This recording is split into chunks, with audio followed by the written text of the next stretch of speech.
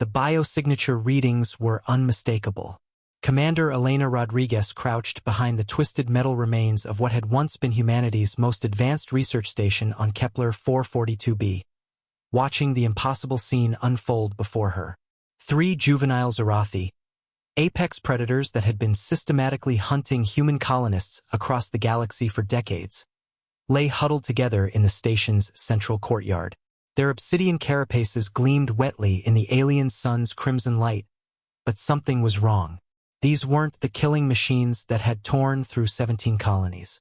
These creatures, each no larger than a human torso, trembled against each other, emitting soft, chittering sounds that Rodriguez's universal translator couldn't parse. "They're scared," whispered Dr. Marcus Webb, the expedition's xenobiologist. His scanner showed elevated stress hormones radiating from the juveniles in waves. "I've never seen anything like it in adult Zarathi." Rodriguez adjusted her plasma rifle's targeting system, the weapon humming to life. Standard protocol was clear. All Zarathi were to be terminated on sight. These creatures had glass-sharp talons that could slice through titanium armor, acidic saliva that dissolved human flesh in seconds, and neural processors that calculated kill trajectories faster than human reflexes could respond.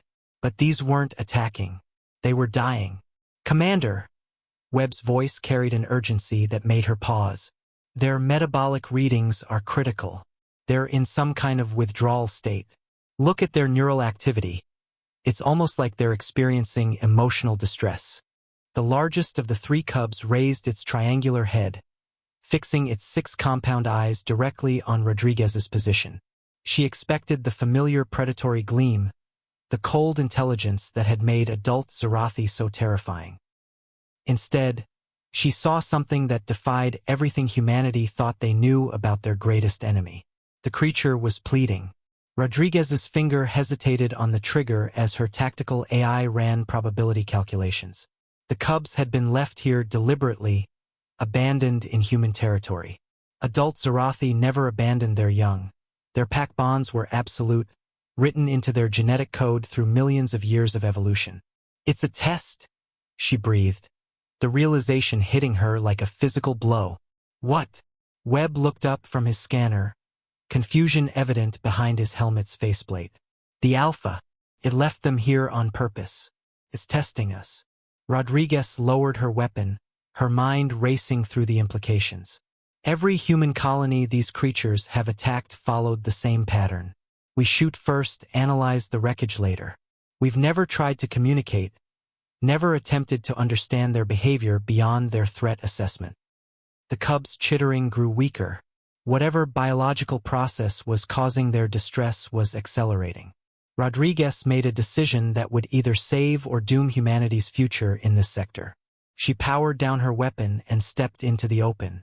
The cubs' reaction was immediate. They pressed closer together, but their neural emissions shifted from distress to something resembling hope. "Commander, what are you doing?" Webb hissed through the calm. "Changing everything," she replied, reaching into her supply pack. Emergency nutrition paste wasn't designed for alien physiology, but her scanner indicated the cub's biochemistry might be compatible with human proteins. She placed the food packets on the ground and stepped back. The largest cub approached cautiously, its talons retracting, a behavior never observed in adult Zarathi. It sniffed the offerings, then looked back at Rodriguez. The universal translator suddenly crackled to life. "Mother Protector?" The voice was young, uncertain, carrying harmonics that suggested complex emotional states. Rodriguez felt tears she didn't know she was crying fog her helmet's display. "Yes," she whispered. "We can be that."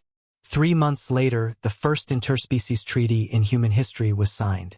The adult Zarathi Alpha who had left the cubs, Sovereign Krexthar, explained through careful translation that their species' aggression toward humans had been a desperate attempt to test whether humanity possessed the one quality the Zarathi valued above all others, the capacity to show mercy to the helpless.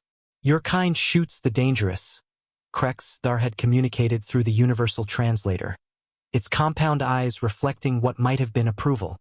"But with our young, you became the thing we hoped to find, protectors of the innocent." This changes the trajectory of both our species. The galaxy suddenly seemed large enough for two apex predators after all.